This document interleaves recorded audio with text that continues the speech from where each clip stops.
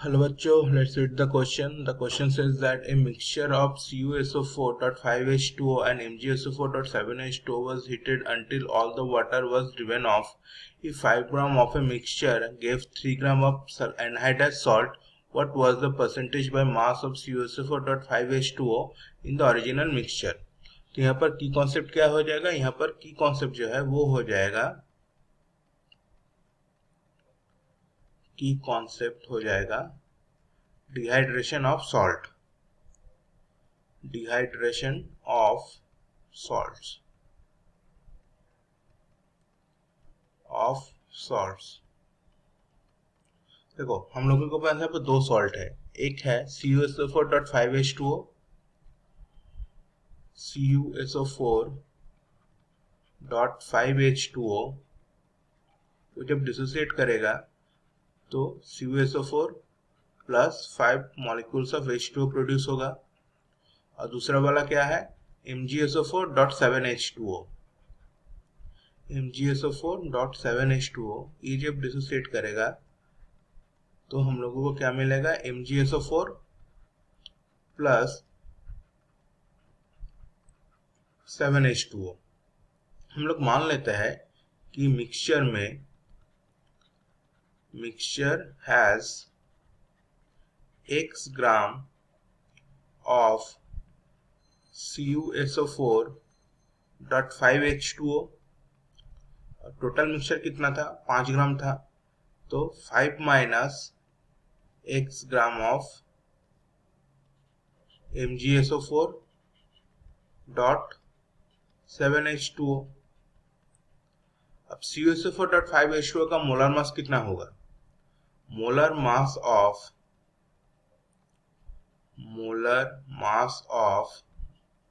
CuSO4.5H2O इसका कितना हो जाएगा? देखो कॉपर का कितना होता है, कॉपर का होता है 63.5,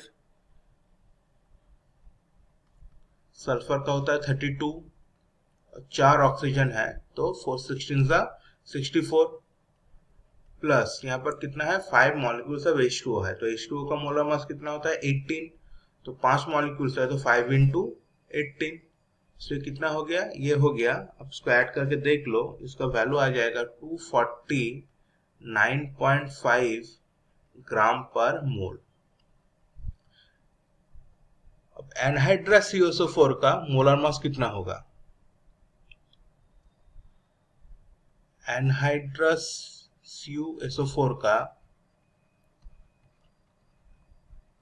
मोलर मास कितना हो जाएगा? इसका हो जाएगा कॉपर का वही 63.5 प्लस सल्फर का 32 प्लस ऑक्सीजन का 64, ये कितना आ जाएगा, ये आ जाएगा 159.5 ग्राम पर मोल. अब जो दूसरा सॉल्ट है उसका भी निकाल लेते हैं मोलर मास. दूसरा सॉल्ट क्या है, MgSO4. So molar mass of MgSO4.7H2O इसका कितना हो जाएगा, Mg का कितना होता है 24 प्लस सल्फर का 32 प्लस 4 ऑक्सीजन है अगेन 4 16 64, प्लस यहाँ पर 7 मॉलिक्यूल्स ऑफ H2O है तो 7 इंटू 18 हो जाएगा, क्योंकि एक वाटर मॉलिक्यूल का कितना मोलर मास होता है 80, तो कितना हो गया, ये हो जाएगा टोटल 246 ग्राम पर मोल, 246 ग्राम पर मोल. और एनहाइड्रस MgSO4 का कितना हो जाएगा, molar mass of anhydrous MgSO4, anhydrous MgSO4, anhydrous मतलब उसमें पानी नहीं है तो सिर्फ MgSO4 रहेगा. सो 24 प्लस सल्फर का 32 प्लस ऑक्सीजन का 64 इक्वल टू 120 ग्राम पर मोल. अब number of moles of CuSO4 कितना हो जाएगा, number of moles of CuSO4.5H2O कितना हो जाएगा, क्योंकि इसका मास कितना लिया हुआ है x और इसका मोलर मास कितना है 249.5, ये होगा नंबर ऑफ मोल्स। अब वेट ऑफ एनहाइड्रस CuSO4 कितना हो जाएगा, वेट ऑफ एनहाइड्रस CuSO4 और सिंपली CuSO4 ये कितना हो जाएगा, number of moles of CuSO4.5H2 that is x by 249.5 into weight of anhydrous CuSO4, इसका वेट कितना है 159.5, ये हो गया। और number of moles of MgSO4.7H2 कितना हो जाएगा, number of moles of MgSO4.7H2O ये कितना हो जाएगा, ये हो जाएगा, इसका मास कितना है 5 - x divided by molar mass 246 और वेट ऑफ एनहाइड्रस MgSO4 का कितना हो जाएगा, और सिंपली MgSO4 का हो जाएगा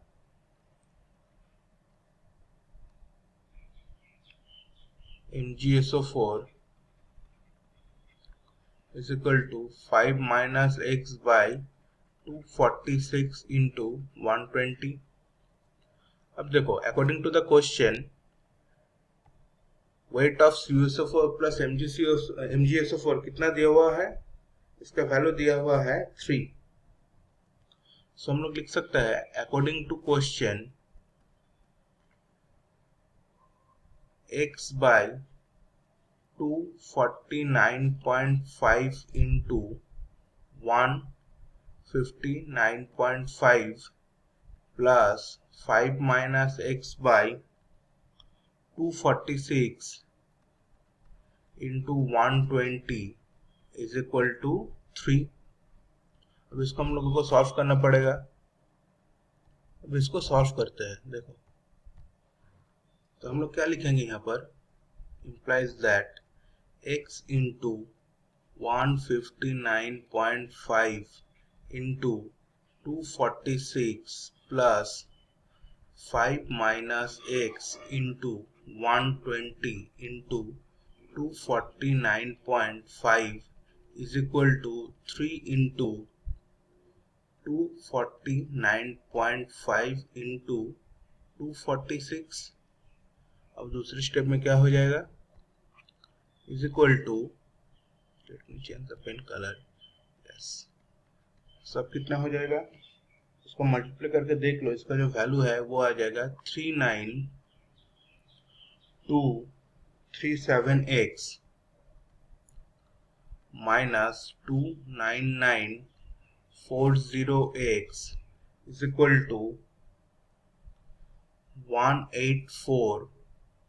184131 minus 149700 implies that इसका माइनस का वैल्यू कितना आ जाएगा 9297x is equal to 34,431।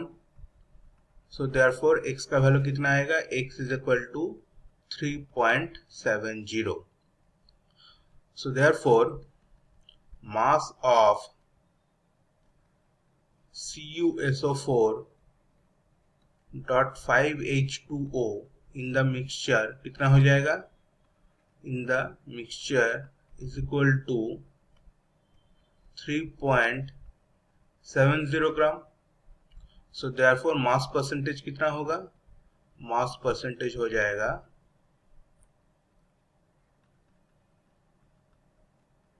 3.70 divided by total mass of the mixture, that is 5 into 100 is equal to 74%, 74.07%। so this is the answer. I hope this will answer your question. Thank you.